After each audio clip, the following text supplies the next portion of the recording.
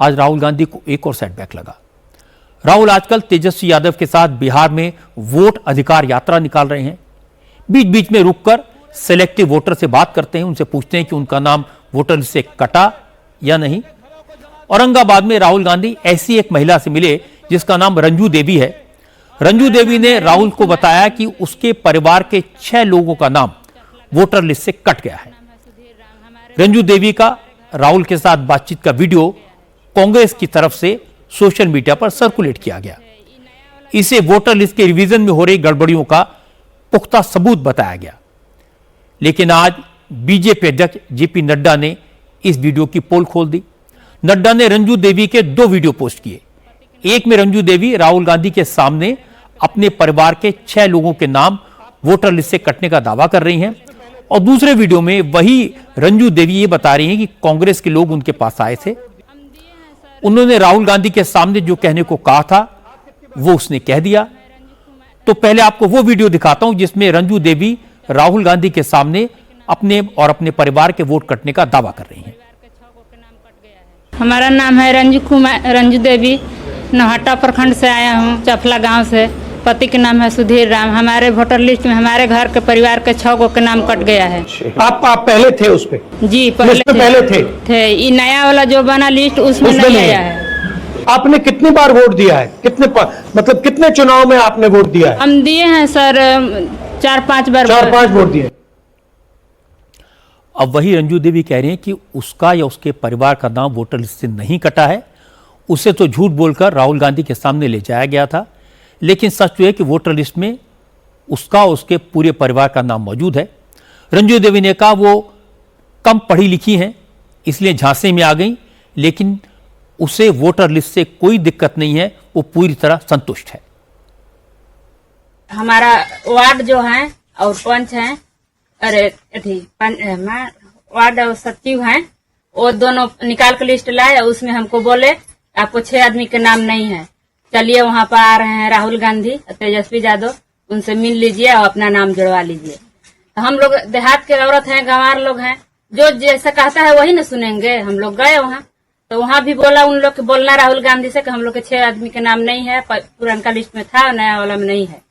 तो वही बात हम वहाँ जाकर बोले हैं। अभी आपको बीएलओ के द्वारा दिखाया गया लिस्ट नया वाला जो 1 अगस्त 2025 को प्रकाशन हुआ है, उसमें अपना नाम अपना पाया?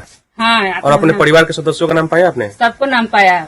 अब संतुष्ट है ना अभी आप? हाँ, हम संतुष्ट। अब देख लिए आप संतुष्ट हो गए? हाँ, आपका सभी परिवार के सदस्य का नाम इसमें जुड़ा हुआ है। हाँ। हालांकि राहुल गांधी को इन बातों से कोई फर्क नहीं पड़ा। उन्होंने आज नवादा में फिर वही बात कही, चुनाव आयोग और बीजेपी मिलकर वोटों की चोरी कर रहे हैं।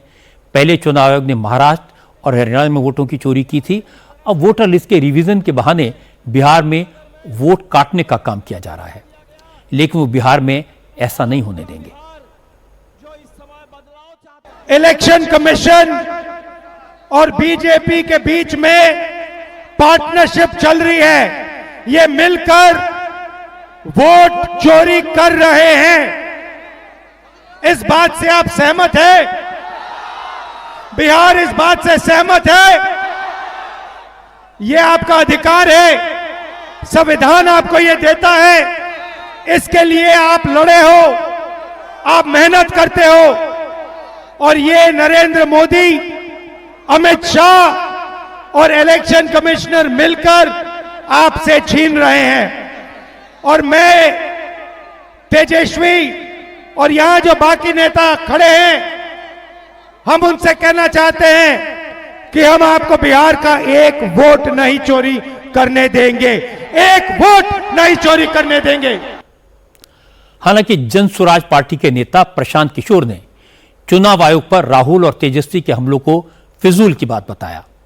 प्रशांत किशोर ने कहा चुनाव आयोग से राहुल गांधी की लड़ाई का बिहार के लोगों से क्या लेना देना। राहुल गांधी को इधर उधर की बात छोड़कर यह बताना चाहिए कि बिहार के विकास के लिए उनका क्या प्लान है। मेरे भाई राहुल गांधी को बिहार के बारे में बोलना चाहिए। राहुल गांधी ये बताएं कि बिहार में पलायन कब रुकेगा। राहुल गांधी ये बताएं कि यहाँ फैक्ट्री कब लगेगी, रोजगार कब होगा। इलेक्शन कमीशन और भाजपा राहुल गांधी की लड़ाई से बिहार के युवाओं का कोई मतलब नहीं है। हम लोग के युवा यहाँ रोजगार चाहते हैं, फैक्ट्री चाहते हैं, पलायन बंद होना चाहते हैं।